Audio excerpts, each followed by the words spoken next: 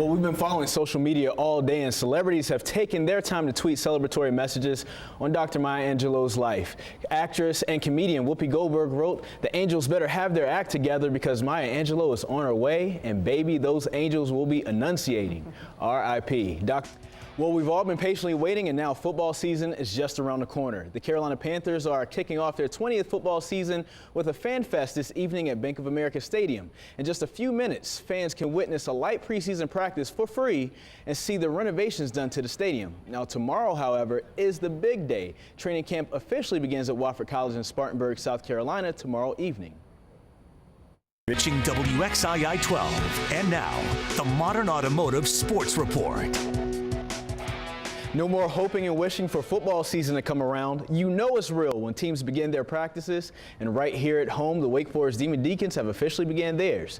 This will be the first season for new head coach Dave Clawson with the Demon Deacons, a team that's been projected to finish last in the ACC's Atlantic Division. The team lost 12 starters from last year's team, including the quarterback. But today, Clawson liked what he saw from his team. High school football is getting back into the swing of things as teams across the state begin their practices today. Locally, the Ragsdale Tigers had their own Midnight Madness, holding their first practice last night at 12:01. The Tigers are looking to turn things around in a tough Piedmont Triad Conference and to top their record of 4-7 a year ago. And I'm backyard with my new friends, Will and Lindy. Say hello. Hello. Hello. Coming up in the Backyard Barbecue, we're going to talk about them and their journey with the help from the March of Dimes. You're watching WXII 12 News.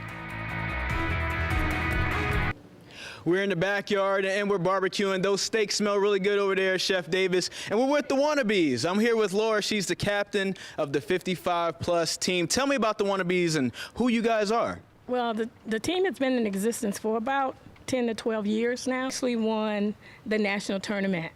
Okay, so we have champions here in our midst. And actually, Mr. Jim here is the coach of that team. Tell me about the experience winning that national championship. Well, for the most part, it was wet, but it was really great. We did fight. Are you ready, Chris? Don't split your pants, honey. I'm worried about your pants.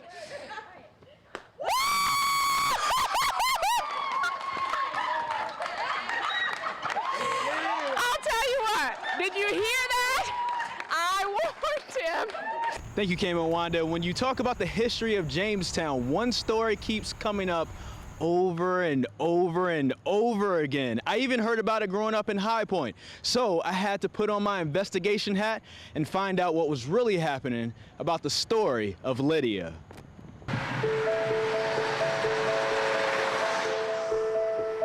Jamestown, North Carolina. A small town with a population of about 3,500 and one famous ghost story. Lydia? Lydia? Lydia, are you there?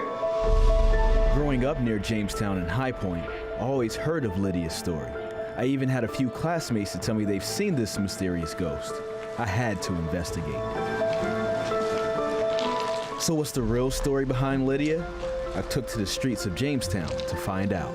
She was attending a dance with a gentleman in Raleigh, and as they were coming home one evening, rainy, foggy night, they came here through the underpass, which is right over there, and it was narrow, struck another vehicle and killed them instantly. Main Street in Jamestown is where this bridge is located. The original tunnel is no longer in use, but a short walk from the current bridge. On a rainy, foggy evening, people will sometimes see Lydia. Thank you so much for stopping.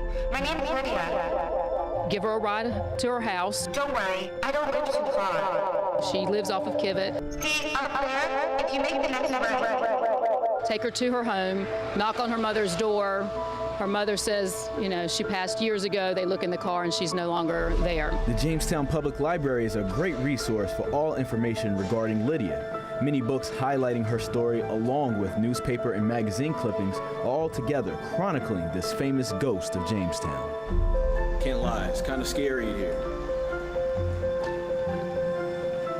I feel like I hear different sounds. It feels weird. Maybe Lydia does live. So if you're ever riding on Main Street in Jamestown on a rainy, foggy night, and you pass under the bridge with the graffiti, you may see a young lady asking for a ride. a young lady that's been desperate to get home for the last 90 years. That young lady's name is Liddy.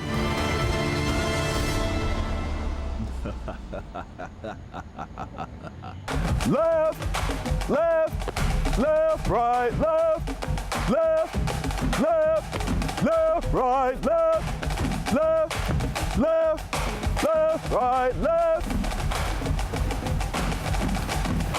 Kenny Beck, used to be a pro baseball player. You can be on my team. Cameron Kent, you run marathons like nobody's business. You also can be on my team. Laney Pope, you're awesome. And you're a triathlete, you also can be on my team. Veronica, birds of a feather flock together, and you're light as a feather, you'll be on the bed of my team. AM team, your captain's name is Slow, Brian Slow. We will see you at the Moxville bed race.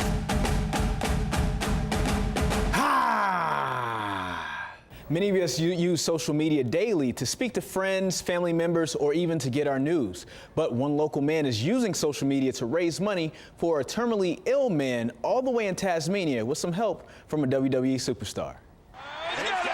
You've seen him wrestle in WWE, and maybe you've even heard his rock band's music. But did you know that Chris Jericho recently started a fund for a terminally ill fan in Tasmania? And all of his efforts are centered right here in the Triad at a P.O. box in Pofftown. And I had to actually help Chris know how to pronounce Pofftown. Scott Dixon is Chris Jericho's social media manager and a Winston-Salem resident. His Pofftown P.O. box address has gone viral in an attempt from Jericho to help his fan, Daniel House, from a special episode of his podcast, Talk is Jericho. It's really promoted through social media, and his podcast is heard by thousands, if not millions of people. The fund is for Daniel's 10-year-old daughter. Daniel is terminally ill with cancer in his bowels and wasn't expected to live past March of this year. He's still fighting, and Jericho wants to leave his daughter with a college fund. Chris said, we need a P.O. box, and I have a P.O. box, and it's in Pofftown. So I said, hey, we can use that, and I didn't think he would take that seriously, but he did. Scott heard of Daniel's story through a mutual friend they share in Australia and was able to arrange a meeting between Chris Jericho and Daniel House. Chris texted me right back and said, get him back here. Through a series of texts and emails and direct messages on Twitter, Daniel gets to go back and spend some time with Fozzy and Chris and the band. Scott says he never imagined that his efforts will lead him to helping a celebrity raise money for a terminally ill fan through social media, and says the power of social media is amazing. Social media can be used for good, and it is used for good every day, and this is just one example of how it's being used for good. It's about reaching people with important messages and doing things that will help others. Scott says that Daniel is always positive and uplifting, something that really inspires him and Chris. He was supposed to have passed away months and months ago, and every time we check in with Daniel, he's still fighting. Now, if you'd like to donate some money to the fund that Scott Dixon and Chris Jericho have organized for his daughter's college fund, you can send the money to Daniel House, P.O. Box 222, Pofftown, North Carolina, 27040. In 1995, I was 9 years old and my little sister was 7, and we discovered the Brady Bunch movie. It was awesome to us because we loved the cheesiness of it, the dancing, the singing, and even the threads. It was awesome to us. And our parents were like, this came on in the 70s when we were your age. So we went back and we watched some of the old Brady Bunch shows, and it was just as corny, cheesy, and awesome as the movie. And I can't wait to watch it on MeTV. I'm Chris Lee, and I love MeTV. Cause the players gonna play, and the haters gonna hate.